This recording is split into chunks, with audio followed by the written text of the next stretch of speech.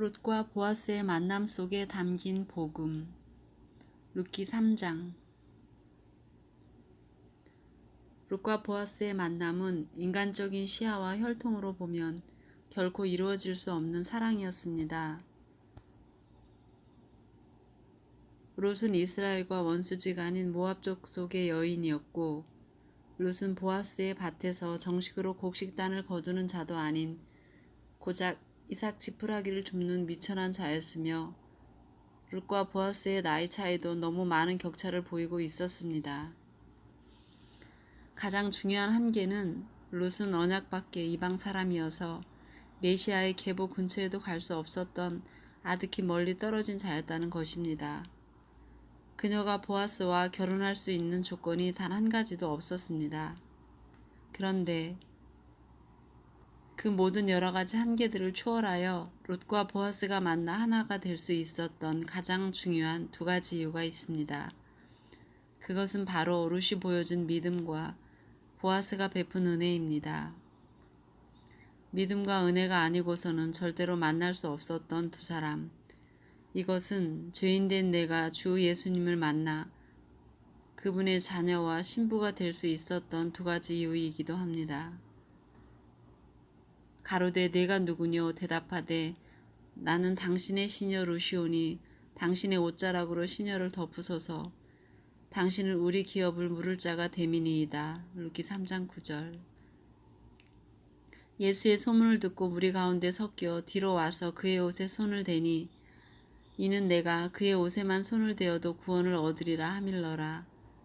마가복음 5장 27, 28절. 보아스의 발치에 누워 옷자락으로 자신을 덮어달라고 간곡하게 요청하는 룻의 모습 속에서 예수님의 옷자락에 손을 대기만 해도 구원을 얻으리라 생각했던 혈루증 앓던 여인이 오버랩됩니다. 두 여인 모두 은혜와 긍휼의 옷자락을 필사적으로 원하고 또 원했습니다.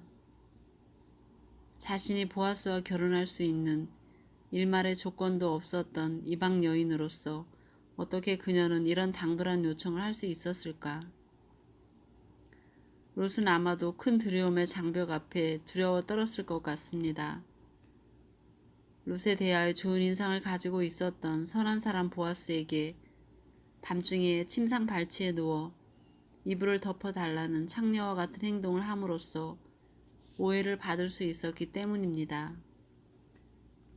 그러나 그녀에겐 그 모든 부정적인 생각들을 일축할 수 있는 한 가지 소망이 있었습니다. 그것은 하나님의 백성이 되는 것입니다. 그녀가 단지 이방 여인으로서 몸만 이스라엘에 거하는 정도로 살고자 했다면 굳이 그런 위험천만한 모함을 하지 않았을 것입니다. 하지만 그녀가 나오미에게 고백한 죽음을 각오한 서원을 살펴보면 충분히 납득이 가고도 남는 결연한 믿음이 그녀 마음 중심에 불타고 있었다는 것을 발견하게 됩니다. 룻이 가로되 나로 어머니를 떠나며 어머니를 따르지 말고 돌아가라 강권하지 마옵소서. 어머니께서 가시는 곳에 나도 가고 어머니께서 유숙하시는 곳에서 나도 유숙하겠나이다. 어머니의 백성이 나의 백성이 되고 어머니의 하나님이 나의 하나님이 되시리니 어머니께서 죽으시는 곳에서 나도 죽어 거기 장사될 것이라. 만일 내가 죽는 일 외에 어머니와 떠나면 여호와께서 내게 벌을 내리시고 더 내리시기를 원하나이다. 룻기 1장 16절 17절.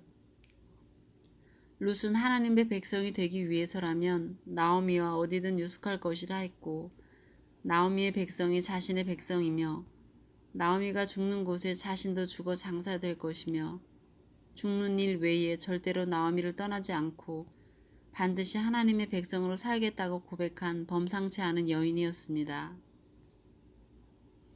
한마디로 그녀는 하나님의 백성이 되지 않는다면 살아갈 이유가 없었던 여인이었고 하나님의 백성이 되는 일에 목숨을 걸었던 여인이었던 것입니다. 가로되 내 딸아 여호와께서 내게 복 주시기를 원하노라. 내가 빈부를 물어나고 연수한 자를 쫓지 아니하였으니 너의 베푼 인애가 처음보다 나중이 더하도다. 내 딸아 두려워 말라. 내가 내 말대로 내게 다 행하리라.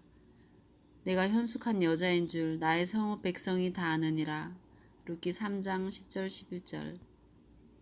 룻의 요청에 대한 보아스의 반응입니다.